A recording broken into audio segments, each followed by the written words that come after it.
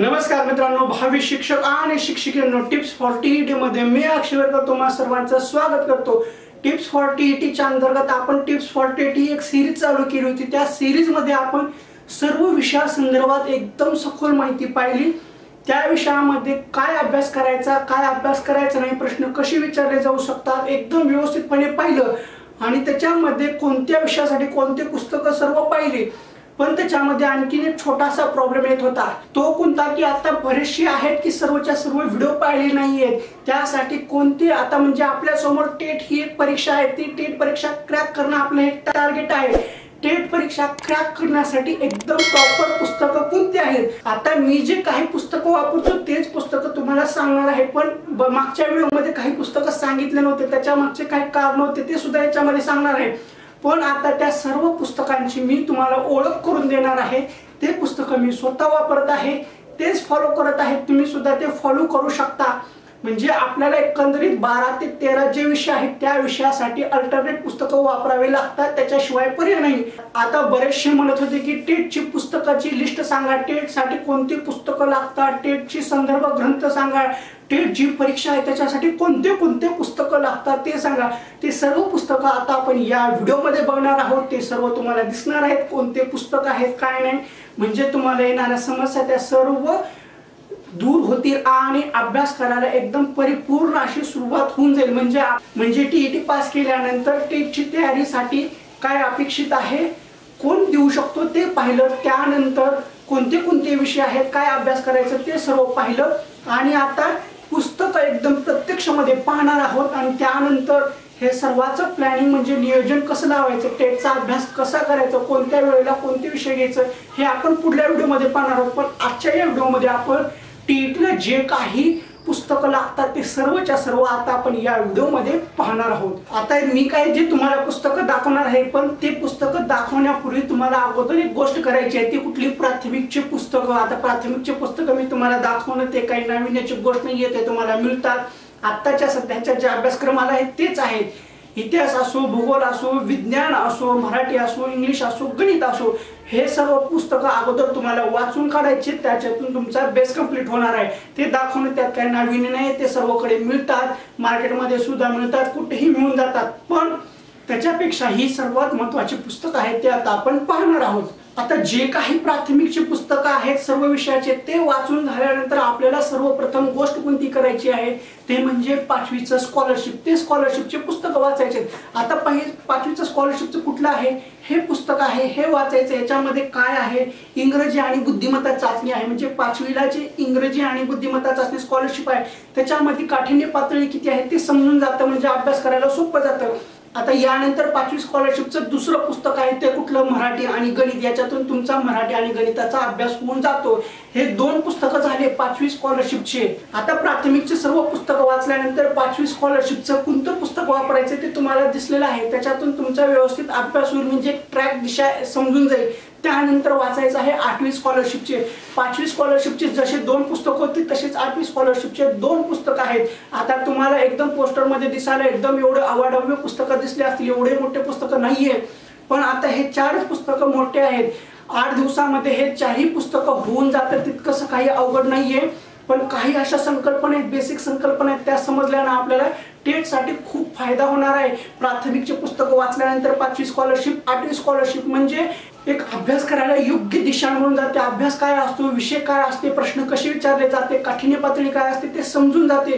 प्राथमिकचे पुस्तकं, त्यानंतर 5वी 8वी स्कॉलरशिप। मग आता याच्यानंतर आणखीन काय वाचायचं, आता मराठीसाठी तुम्हाला फक्त शब्दांचा अभ्यास करायचा, त्या व्याकरणचा अभ्यास करायचा असेल तर तुम्ही मोरा वाळंबे यांच्या पुस्तकातून करू शकता। त्यानंतर बाळासाहेब शिंदे सरांचं पुस्तक आहे, त्याच्यामधून तुमची प्रॅक्टिस होऊन जाते। पण त्यानंतर आणखीन काय करायचंय, शब्दसंग्रहाचं मार्केटमधलं पुस्तक कोणतंही पुस्तक घ्यायचं। मी मराठीसाठी ते वापरत नाही, मराठी माझं चांगलं आहे म्हणून मी मराठीसाठी कुठलं पुस्तक वापरत नाही सध्या। पण इंग्लिशसाठी तुम्हाला वापरावंच लागेल। आता इंग्लिशसाठी कोणतं वापरायचं, तर इंग्लिशसाठी हे बाळासाहेब शिंदे सरांचं पुस्तक आहे, हे वापरायचं, त्यातून ग्रामर कंप्लीट होतं। पण शब्दसंग्रहासाठी कुठलं वापरायचं, तर तुम्ही मार्केटमधलं कुठलंही एक पुस्तक घ्या, त्याच्यातून शब्दसाठा होऊन जातो। पण प्राथमिकचे पुस्तक तुम्ही का सांगितले होते, त्याच्यामधून सुद्धा आपल्याला बरेचसे शब्द मिळून जातात। मग ते सुद्धा महत्त्वाचं आहे। त्यानंतर एक विषय आहे आधुनिक तंत्रज्ञान। आधुनिक तंत्रज्ञान यावर आपल्याला 3 मार्काला परीक्षेमध्ये प्रश्न विचारले होते, म्हणजे 3 मार्कासाठी तो विषय होता। त्यासाठी कुठलं पुस्तक वापरायचंय, तर त्यासाठी हे MSCITचं हे पुस्तक वापरायचंय। हे पुस्तक अतिशय उत्तम आहे, याच्यातून तुमची परिपूर्ण माहिती होऊन जाते। आणि याच्यामध्ये आणखी एक्स्ट्रा काय करायचंय ते तुम्हाला मी आधुनिक तंत्रज्ञानाच्या सिलेबस टिप्स व्हिडिओमध्ये सांगितलं होतं। त्यानंतर माहिती संप्रेषण आणि तंत्रज्ञान आपल्याला DED ला एक विषय होता, तो जो विषय होता त्या विषयाचं जे पुस्तक आहे ते वापरायचं। अतिशय छोटंसं पुस्तक आहे, 2 दिवसामध्ये वाचून होतं।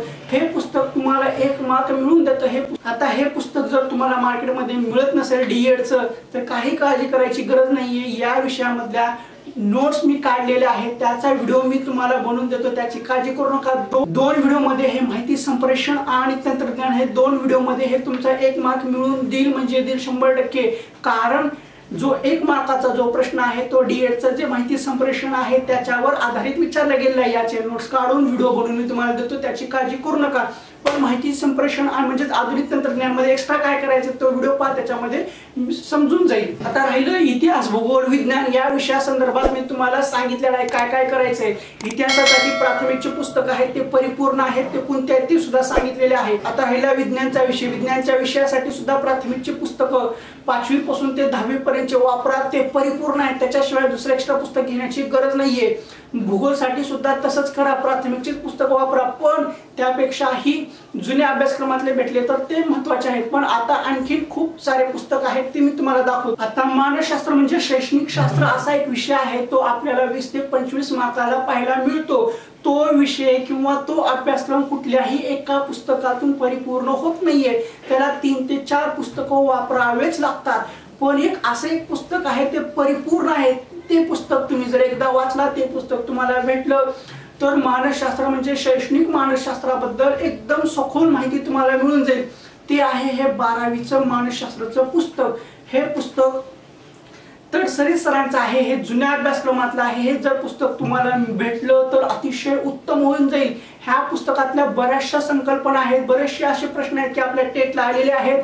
ह्या एका पुस्तकातून तुमची 10 ते 12 मार्काची आराममध्ये तयारी होऊन जाते। त्यानंतर तर सर्वांच्या आवडतीचं म्हणजे TEDला ह्या पुस्तकाशिवाय पर्यायच नाही, पण टेटला सुद्धा 3 ते 4 म्हणजे 5 मार्काला ह्या पुस्तकातून प्रश्न विचारले गेलेत। हे आहे फडके प्रकाशनचं आपलं DEDचं मानसशास्त्राचं पुस्तक, म्हणजे अध्ययन अध्यापनाचे मानसशास्त्र। याच्यामधून सुद्धा तुम्हाला 4 ते 5 मार्क्स मिळून जाऊ शकतात। पण मानसशास्त्रामध्ये आणखी एक असा घटक आहे जे की उपयोजनात्मक प्रश्न विचारलेले आहेत। ते उपयोजनात्मक प्रश्न म्हणजे मानसशास्त्राचा एकदम सखोल अभ्यास होऊन जाणारे असे कुठले पुस्तक आहेत, तर ते आता आपल्याला वळावं लागतं ओपन युनिव्हर्सिटी म्हणजे यशवंतराव चव्हाण ओपन युनिव्हर्सिटीचे जे पुस्तक आहे त्याच्याकडे वळावं लागतं। तर का वळावं लागतं तर ते मी तुम्हाला सांगतो। जे सेकंड इयरला जे पुस्तक आहेत, सेकंड इयरला 3 पुस्तक आहेत, त्यामधलं पहिलं पुस्तक आहे बाल संगोपन आणि बाल विकास। आपल्याला टेट मध्ये वाढ व विकास याच्यामध्ये घटक आहे, त्याच्यावर सुद्धा 3-4 मार्काला प्रश्न आहेत। मग ते 3 ते 4 प्रश्न हे या पुस्तकातून कव्हर होऊन जाऊ शकतात। हे पुस्तक दिसायला जरी मोठं असलं तरी एकदम उपयोजनात्मक आहे। याच्यामधून सर्व एकदम डिटेल माहिती मिळून जाते। जे काही बालक असते ते जन्मापूर्वी, जन्मल्यानंतर त्याच्यामध्ये विकास कसा होतो, वाढ कशी होते, त्याचे कौशल्य कसे असतात, कारक कौशल्य किंवा शारीरिक कौशल्य एकदम डिटेलमध्ये माहिती मिळून जाते। आणि याचा तुम्हाला भविष्यामध्ये सुद्धा उपयोग होऊ शकतो। हे मरेपर्यंत उपयोगाला येण्यासारखं पुस्तक आहे आणि आपल्या टेटला तर 100% उपयोगाला येणार आहे। हे एकाच पुस्तकामध्ये 3 पुस्तकं असल्यासारखे आहेत। आणि या पुस्तकामध्ये घटक 17वा शारीरिक वाढ व विकास, त्यानंतर आहार त्याचे नियोजन, मुलांचे आजार, शारीरिक दोष व त्यांवरील उपाय, कारक विकास व कौशल्य आणि नैतिक विकास या घटकांवर खूप प्रश्न आहेत आणि तेही उपयोजनात्मक आहेत। याच्यामध्ये संकल्पना दिलेल्या आहेत, त्या संकल्पना जर तुम्हाला समजल्या त्याच्यातून तुम्हाला प्रश्न समजण्यास सोपे होईल आणि उत्तर देण्यास सुद्धा सोपे होईल। हे एक पुस्तक आहे, पण याच्यामध्ये 3 पुस्तकं आहेत, 20 ते 25 घटक आहेत। 2-3 दिवसामध्ये हे पुस्तक वाचून होऊ शकतं, उपयोजनात्मक आहे, जास्त अवघड असं नाहीये, समजण्यासारखं आहे। आणि आता त्या पुस्तकापेक्षा ही सर्वात महत्त्वाचं पुस्तक आहे उपयोजित अभ्यासक्रम म्हणजे व्यक्तिमत्व विकास। व्यक्तिमत्व विकासावर आपल्याला TEDलाही प्रश्न पडतात आणि टेटला सुद्धा भरपूर प्रश्न आहेत। या एकाच पुस्तकामध्ये 3 पुस्तकं आहेत, पण अतिशय महत्त्वाचं आणि अतिशय उत्तम पुस्तक आहे। तुम्ही हे वापरलात, हे वाचलात ना, तुम्हाला समजून जाईल की टेट मध्ये प्रश्न कुठून पडले होते, कसे पडले होते। आता याच्यामध्ये 3 पुस्तक दिलेले आहेत। पहिलं पुस्तक व्यक्तिमत्वाचे स्वरूप, व्यक्ती विकासाची प्रक्रिया आणि स्वसंकल्पना। याच्यामध्ये 12 चॅप्टर आहेत, पण या 12 चॅप्टर पैकी आनुवंशिक, नियामके व अंतःस्रावी ग्रंथी या घटकावर प्रश्न पडलेले आहेत। एरिक्सन यांची मनोसामाजिक उत्पत्ती याच्यावर 3 ते 4 प्रश्न आहेत। त्यानंतर संवेदित स्व, सामाजिक स्व, परिसंवेदी स्व आणि आदर्श स्व याच्यावर सुद्धा प्रश्न होते। पुन्हा स्वविकासाचे टप्पे त्याच्यामध्ये आल्पोर्ट आहे, रॉजर्स यांचा दृष्टिकोन व सत्व संघर्ष 100% प्रश्न आहेत, तुम्ही पेपर चेक करा, ते मिळून जातात। त्यानंतर प्रबल व्यक्तिमत्वाची वैशिष्ट्ये, आल्पोर्ट आणि रॉजर्स यांचा दृष्टिकोन, हे जो घटक आहे ना तो आपल्याला इतरत्र पुस्तकामध्ये भेटत नाही आणि याच्यावरलेच आधारित प्रश्न आपल्याला टेट परीक्षेमध्ये भेटलेले आहेत। त्यानंतर संप्रेषणावर आधारित सुद्धा खूप प्रश्न आहेत आणि संप्रेषणावर आधारित सुद्धा हे पुस्तक खूप महत्त्वाचं आहे। याच्यामध्ये सुद्धा संप्रेषण दिलेलं आहे। आता जे काही मानसिक आजार आहेत, विकार आहेत, त्या विकारातून, आजारातून बाहेर कसं पडायचं त्याच्यामध्ये सुद्धा प्रश्न विचारलेले आहेत आणि ते सर्व प्रश्न या पुस्तकामध्ये मिळून जातात। म्हणजे तुम्ही या पुस्तकाचा जर अभ्यास केलात ना तर तुमचा टेटचं मानसशास्त्र एकदम सोपं जाण्यास सुरुवात होईल। म्हणजे तुम्हाला एकदा का मानसशास्त्र तुम्ही हे का पुस्तक वाचलात तर टेट मधले मानसशास्त्राचे प्रश्न एकदम सरळतेने आराममध्ये सुटून जातात। त्यानंतरच आणखीन एक मानसशास्त्राचं पुस्तक आहे BA सेकंड इयरचं ओपन युनिव्हर्सिटीचं, यशवंतराव चव्हाण ओपन युनिव्हर्सिटीचं मी आणि माझे सामाजिक वर्तन। याच्यामध्ये सुद्धा 3 पुस्तक आहेत, पण यावर आधारित बरेचसे प्रश्न आपल्याला टेट मध्ये मिळून जातात। तर याच्यामध्ये 3 पुस्तकं कोणती आहेत? सामाजिक मानसशास्त्र आपल्याला विचारलं गेलेलं आहे, सामाजिकरण आणि सामाजिक प्रेरणा हे सुद्धा विचारलं गेलं आहे। याच्यामध्ये 8 ते 10 घटक आहेत। त्यानंतर भाषा व संप्रेषण, भाषा आणि संप्रेषणाचे अडथळे, भाषेमध्ये कोणते अडथळे येतात, संप्रेषण करताना कोणते अडथळे येतात, याच्यावर प्रश्न विचारलेले आहेत। ते सर्व याच्यामध्ये मिळून जातात। याचा पुन्हा त्यानंतर समूह, सामाजिक प्रभाव आणि नेतृत्व असं 3रं पुस्तक आहे याच्यामध्ये। हे तुम्ही जे यशवंतराव चव्हाण ओपन युनिव्हर्सिटीचे 3 पुस्तकं केलात ना तुमचं आराममध्ये मानसशास्त्र कंप्लीट होतं। मानसशास्त्र हा विषय जरी 25 मार्काला असलं तरी कुठल्याही एका पुस्तकातून परिपूर्ण होत नाही, त्याला अल्टरनेट 3 पुस्तकं वापरावे लागतात। हे यशवंतराव चव्हाण ओपन युनिव्हर्सिटीचे 3 पुस्तकं म्हणजे सेकंड इयरला 3 पुस्तकं आहेत। याच्यामधला बराचसा भाग टेट मध्ये विचारलेला आहे। 3 पुस्तकं मग फडके प्रकाशनचं आपलं डीएडचं पुस्तक वाचणं गरजेचं आहे आणि त्यानंतर 12वीचं ते भेटलं तर ठीक, नाही भेटलं तर हे बाकीचे 3-4 पुस्तकं वाचलं तर एकदम परिपूर्ण अभ्यास होऊन जातो मानसशास्त्राचा। आता विचार करा की एवढे पुस्तकं वाचायचे, अभ्यास करायचा, अहो 1-1 मार्काला आपल्याला झगडावं लागतं, 1-1 मार्कासाठी कष्ट घ्यावेच लागणार आहेत, त्याशिवाय पर्यायच नाहीये। आणि वेळ आता वाढून भेटलेला आहे आपल्याला, टेट एक्झाम पुढे गेलेली आहे, त्यामुळे भरपूर वेळ आहे। एका मार्कासाठी 1 पुस्तक वाचावंच लागणार आहे। आता राहतो आपला सर्वात भारी विषय गणित आणि बुद्धिमत्तेचा। तर गणित आणि बुद्धिमत्तेसाठी हे 2 पुस्तकं एकदम भारी, म्हणजे एकदम 100% भारी आहेत। सतीश वशे सरांचे गणित बुद्धिमत्तेसाठी एकदम परफेक्ट पुस्तक आहेत। आता एवढं सगळं पुस्तकं वाचले, त्याचा अभ्यास केला, मग त्यानंतर काय करायचं? आता तुम्ही सर्व पुस्तकं वाचला, सर्व अभ्यास झालं, सर्व व्यवस्थित झालं, मग आता याची प्रॅक्टिस कशी करायची? आता गणित बुद्धिमत्तेचे बरेचसे प्रश्न आहेत किंवा प्रत्येक विषयाचे प्रश्न आहेत ते सोडवायचे। ते कसे सोडवायचे? आता गणिताचा एक चॅप्टर केला तर त्या चॅप्टर मधले सगळे प्रश्न आपल्याला मागच्या परीक्षेमध्ये आलेले एकत्र भेटले तर ते कसे करायचे, ते कसे सोडवायचे, ते कोणत्या पुस्तकातून करायचे ते सुद्धा मी तुम्हाला सांगतो। तर त्यासाठी हे बी पब्लिकेशनचं पुस्तक एकदम अतिशय उपयुक्त आहे। पण मी हे पुस्तक तुम्हाला अगोदर का सांगितलं नाही? कारण या पुस्तकामध्ये बऱ्याचशा चुका आहेत, बऱ्याचशा चुका आहेत आणि या पुस्तकामध्ये सरळ सरळ लिहिलेलं आहे की पहिल्या 2-ऱ्याच पानावर लिहिलेलं आहे की या पुस्तकामध्ये जे काही प्रश्न दिलेले आहेत याच्यामध्ये लेखकाची नाविन्याने किंवा लेखकाने कोणतीही निर्मिती केलेली नाहीये। परीक्षा परिषदेने किंवा पोर्टलद्वारे जे प्रश्न दिलेले होते तेच प्रश्न ह्याच्यामध्ये आहेत, कोणतीही नाविन्य निर्मिती केलेली नाहीये, पर्याय सुद्धा ते असं दिलेलं आहे। पण आता याचा मायनस पॉइंट काय आहे की या ह्याच्यामध्ये भरपूरशा चुका आहेत, जे काही एकत्रीकरण करून दिलेले आहे। आता सरळ व्याजचा चॅप्टर असेल, सरळ व्याज चक्रवाढ, त्याचे सर्व गणित म्हणजे 2017ला जे प्रश्न विचारले होते त्याचे सर्व एकत्र करून दिलेले आहे। मराठी वेगळं, गणित वेगळं, इंग्लिश वेगळं, सगळं वेगळं दिलेलं आहे। प्रॅक्टिस करायला सोपं आहे, सर्व विषयाची व्यवस्थित किंवा सर्व टॉपिकची प्रॅक्टिस होती। पण इथं प्रॉब्लेम कुठं होतो? आपण एखादा घटक करायला लागलो, आता नातेसंबंध घ्या, नातेसंबंधामध्ये एकदम म्हणजे जवळजवळ 35 ते 40% याच्यामध्ये चुका आढळून आलेल्या आहेत, मला वैयक्तिकरित्या आढळलेल्या आहेत, पण यांनी त्याची जबाबदारी घेतलेली नाहीये। हे सरळ सरळ पोर्टलवर किंवा परीक्षा परिषदेवर ढकललेलं आहे चुका, ह्याच्यामुळेच मी अगोदर सांगितलं नव्हतं। पण आता प्रॅक्टिस करण्यासाठी चांगलं आहे। आता इथं मायनस पॉईंट काय आहे, तुम्ही एखादं गणित सोडवायला घेतलं, तुम्हाला येत असून ते आलं नाही आणि तुम्हाला जरी आलं तर त्याचं उत्तर पर्यायामध्ये नाही, असा प्रॉब्लेम होतो। हे बऱ्याचशा ठिकाणी आहे, पण ते कॉन्फिडन्स लूज होतो म्हणून मी तुम्हाला अगोदर सांगितलं नव्हतं। पण सगळी प्रॅक्टिस झाली, सर्व चॅप्टर क्लिअर झाल्यानंतर हे सोडवण्यासाठी एकदम उत्तम आहे, कारण सर्व वेगवेगळं काढून दिलेलं आहे आणि व्यवस्थितपणे प्रॅक्टिस होऊन जाते। फक्त तेवढासा जो मायनस पॉईंट आहे तो साईडला ठेवला तर हे पुस्तक उपलब्ध आहे, चांगलं आहे, ते तुम्ही वापरू शकता। आता हे पुस्तक कुठं भेटतं, काय भेटतं ते तुमचं तुम्ही शोधा। आणि आता याच्यापेक्षा आणखीन एक महत्त्वाचं पुस्तक, सर्व झालं, अभ्यास कसा करायचा, काय करायचं सर्व झालं, मग त्यानंतर पुस्तकं कसे वापरायचे, नियोजन झालं, अभ्यास केलं, सगळं झालं, मग याची प्रॅक्टिस सुद्धा केली। मग आता आपल्याला आत्मविश्वास वाढवण्यासाठी किंवा आपली परीक्षेमध्ये 2 तासामध्ये परीक्षा क्रॅक करायची आहे, त्या संदर्भानुसार अभ्यास कसा झाला, सगळं झालं, 2 तासामध्ये पेपर क्रॅक करायचा आहे। आपलं अभ्यास कसा झालाय, किती झालाय, ते जर आपल्याला मूल्यमापन करायचं असेल तर प्रश्नपत्रिका महत्त्वाच्या आहेत।